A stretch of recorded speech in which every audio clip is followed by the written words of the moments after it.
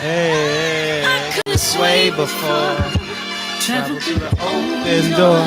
Circumstances navigated the path, and life happened oh so fast. Though we got lonely, sometimes you see I know we couldn't make it. Even when I'm offbeat, I still land on my feet, and nothing can shake me, cause I know life took a hold on me. I never.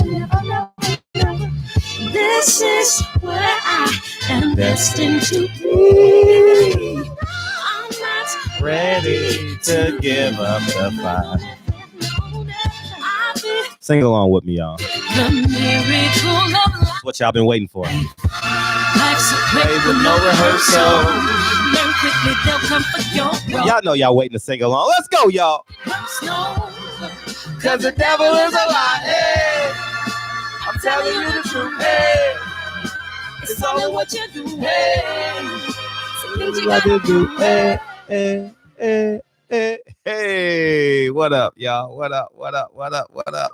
I'm kind of feeling that intro, although, you know, it's a minute long, but fuck it, man. Fast forward if you don't want to hear that shit. All right, let's jump into this Shakur Stevenson fight last night, man. As you guys see, he channeled his inner Floyd.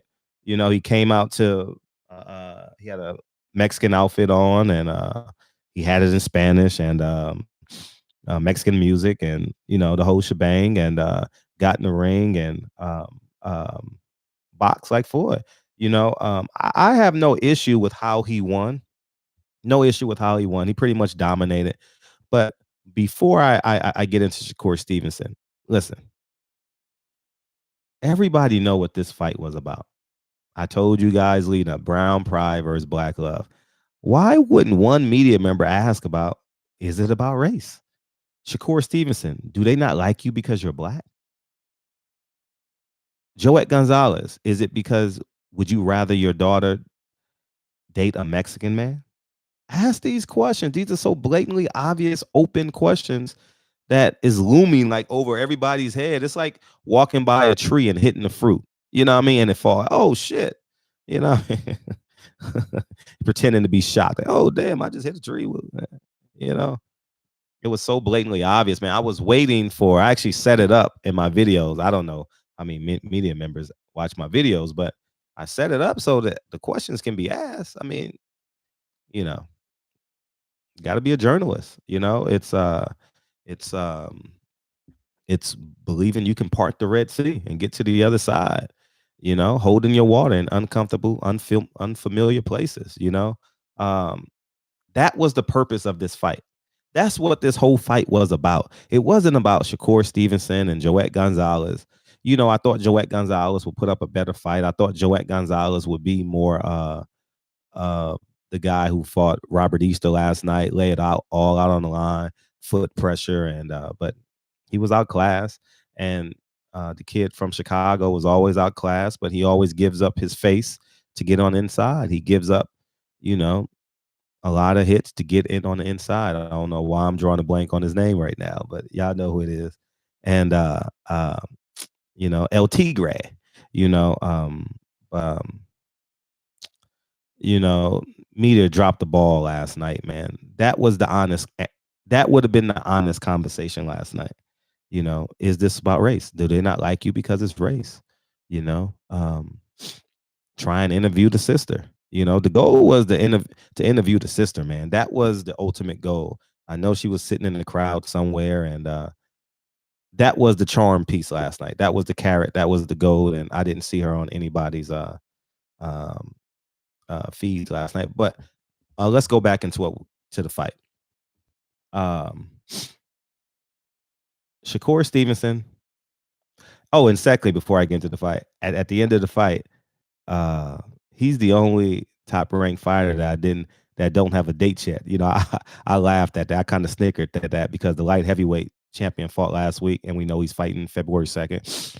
The Latino brother fought in August, and he ended up having a date on Tyson Fury's undercard, and I thought Shakur Stevenson would already have a date already with Josh Warrington because of how Bob Arum and Frank Warren are doing business together with Carl Frampton, et cetera, et cetera, et cetera. But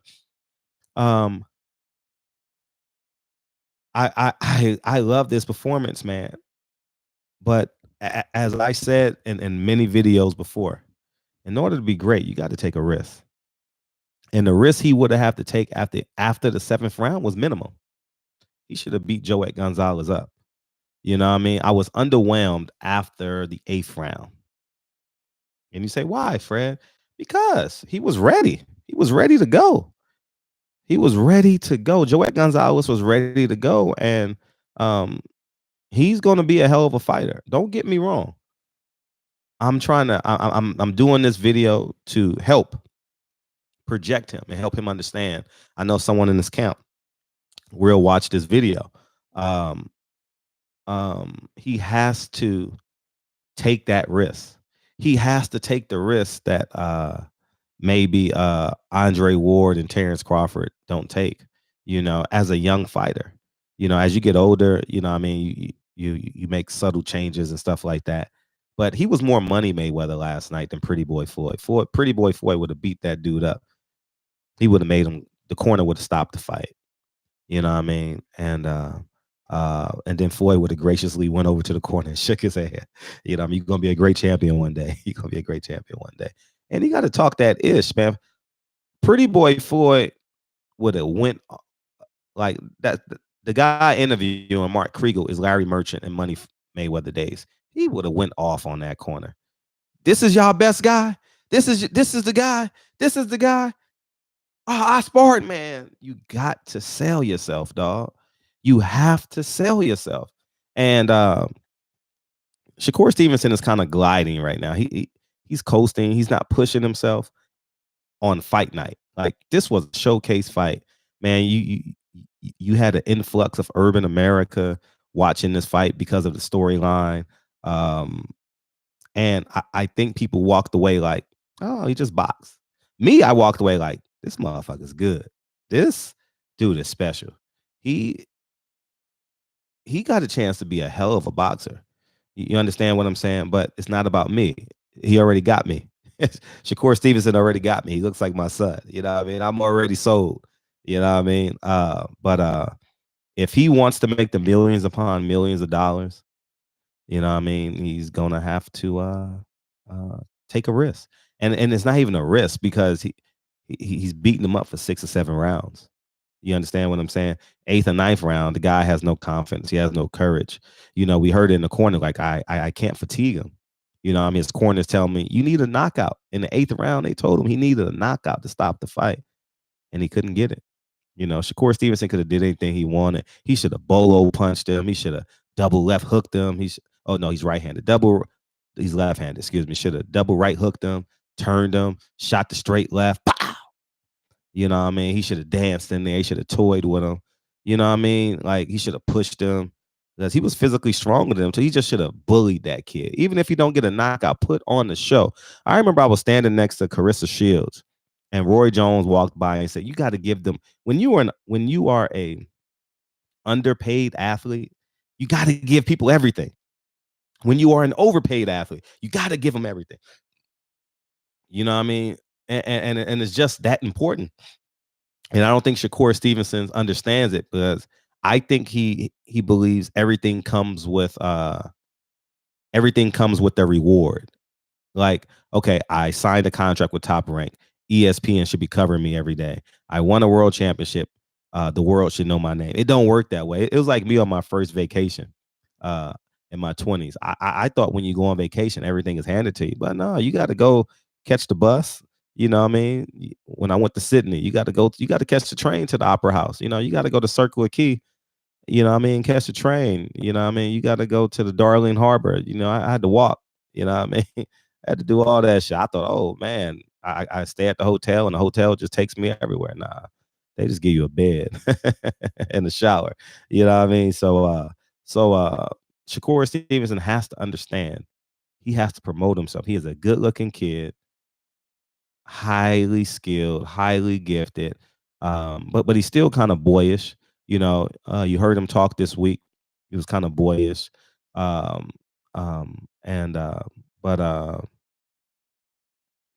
it just amazes me. I heard him on the Max Kellerman show. Man, I just don't understand. Anyways, man, that's for his team to decide, and they go through that. But anyhow, as I digress, back into what I was saying, Shakur Stevenson, you got to use the media, all right, and you got to talk more. You got to be more boisterous. You know what I mean? Like that was monumentous. What happened with uh what's that what is that with the boxing, what's that website? Box Rec. That was monumentous. I never saw him because my subscribers would have sent it to me if I missed it. But I never heard him go on Twitter. I never seen him do an Instagram post telling us thank you. You know what I mean? Like, and not that I won't stop fighting, but it empowers me. It empowers the people who sent the emails. The LDBC sent well over 100 emails, man, to BoxRec. You know what I mean? I know from my channel at least 100. You know what I mean? Then Trill Boxing Talk did a video. I mean, shit, come on, y'all. You know what I mean? Um, so um he has to be more cognizant of what's around him. You know what I mean? I was looking at that circle, right? And you know what's ironic? Think about this conceptually. Think about this really, really conceptually. You have Andre Ward, Terrence Crawford, Carissa Shields, Shakur Stevenson, Andre Berto. The most popular person in that group is Andre Berto. Is he the most decorated? No. Why is that? He's consistent on his social medias. He's out there. You know what I mean? Not out there in a disrespectful way. He has a beautiful family now, does the right thing, but he's out there. He's socially engaged. He understands what's going on, regardless of what he interviews and what he talks about. You know what I mean? And he signed with Al Heyman, who puts you in position to be more seen because they have better cards. You understand what I'm saying? So, and keep in mind, Andre Berto was a win away from being a super, super duper star. Was that Victor Ortiz that night? Al Heyman and Floyd sitting ringside, if I'm not mistaken. He was that close, that close. So that put things in perspective, man. You know what I mean? Andre Berto is the more popular. Don't confuse more popular with more decorated. I don't think Andre Ward is more popular than Andre Berto. You know, I've never seen Andre Berto hanging out with Jay-Z. You know, you understand what I'm saying? Although he was signed to Rock Nation, I'm sure they've met and done business together, obviously. But Andre Berto is more cooler. You know what I mean? I've covered Andre Berto for 10 years now. You know, Andre Berto is cool. He's easy to talk to. You know what I mean? Um, he's one of the few guys I would want to spend a day with, and just not for as a friendship, but just, day in the life of Andre Berto. He's cool. He kind of got that sauce to it. You know what I mean? And matter of fact, I'm gonna reach out to Berto, and next time I don't have his number anymore. But next fight, I'm gonna say, hey man, let's do in a day in the life of Andre Berto. Let's see what that looks like.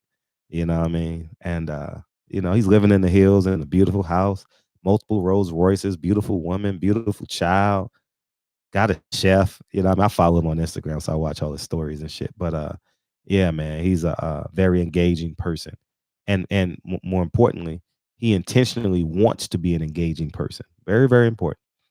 So I think Shakur Stevenson be the needs to allow them to be the brain trust. I truly believe character and integrity. There's a lot of character and integrity on his team. In addition to the character and integrity, he's going to have to step out and be more Andre Berto. You know what I mean? For him to get those 8 figures. You know what I mean? That's all I'm saying. You know what I mean? I want him to get it all because what I saw in the ring last night, the first 6 rounds, I was like, damn, this motherfucker's a bad motherfucker. I told you guys about that cadence. It's no way in hell if I had a Mexican fighter, man, I would be playing hip hop in the gym all day. I wouldn't be playing that. I'm serious. Our cadence is just different. Y'all and last night was a true indicator of that. Cadences are just different. We float, y'all walk. You know. Anyways, man, barbershop conversations, man. Feel free, hit the subscribe button. I'll talk to you guys soon. Peace.